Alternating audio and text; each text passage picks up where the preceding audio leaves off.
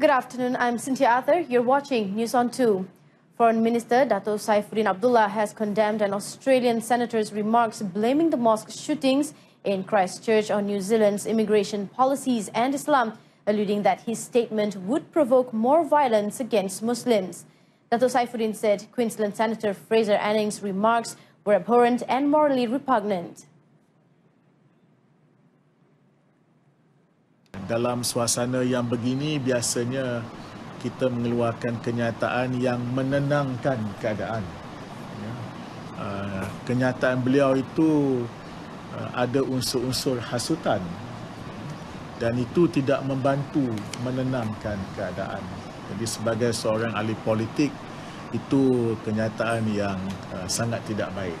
Queensland Senator Fraser Anning drew international condemnation for his efforts to blame the attack that killed 50 people. Amid the controversy, 17-year-old Will Connolly smashed an egg onto the head of the controversial politician as he spoke to media at a right-wing rally in Moorabbin, Melbourne. The Queensland senator then struck out twice with an open hand at the teenager, who was tackled to the ground by a group of the senator's supporters, including convicted criminal Neil Erickson. More on the Christchurch shooting in our foreign segment.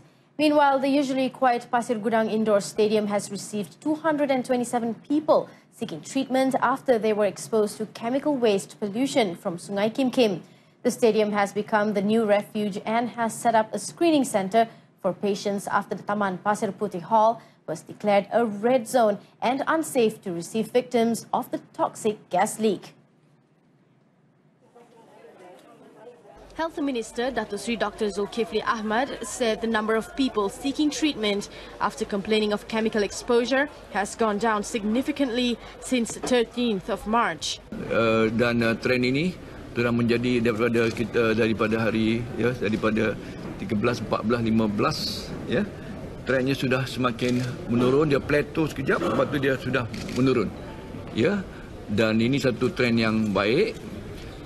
Dan meskipun proses pembersihan sedang berlaku, nampak tak ada pula apa yang diistilahkan satu masa disebutkan sebagai teori, ketika kita bersihkan mungkin juga akan berlaku reaktivasi ya, tetapi tidak disaksikan ya. 131 victims are currently seeking treatment at the Sultan Ismail Hospital and Sultanah Aminah Hospital, with 10 of them placed under intensive care unit ICU.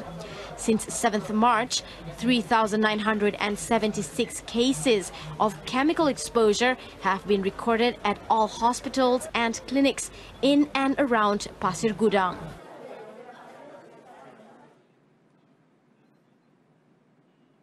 Meanwhile, cleaning up works on the chemical pollution in Sungai Kim Kim is expected to be completed in the next 2 days.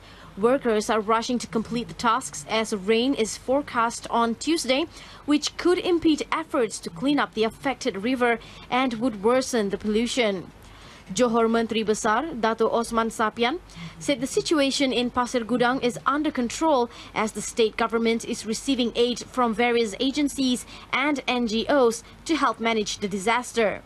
He said at present, the Disaster Management Committee are monitoring the situation on a 24-hour basis, allaying fears that the situation was critical.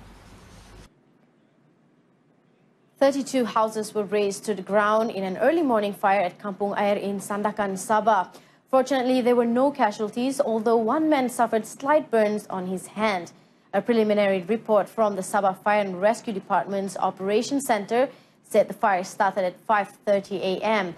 Upon receiving a distress call at 5:28 a.m., a team of 19 personnel led by Sandakan Zone Fire and Rescue Chief Andre Andrew was dispatched to the scene on 3 fire engines and an emergency medical rescue services EMRS unit.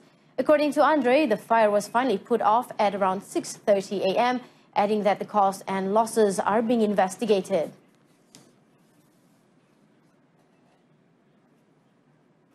That concludes this afternoon's edition of News on 2. In our top story, Australian senators' abhorrent and morally repugnant remarks on mosque shooting draws international condemnation. News on 2 will be back at 7 this evening with more updates. Till then, I'm Cynthia Arthur and thank you for watching.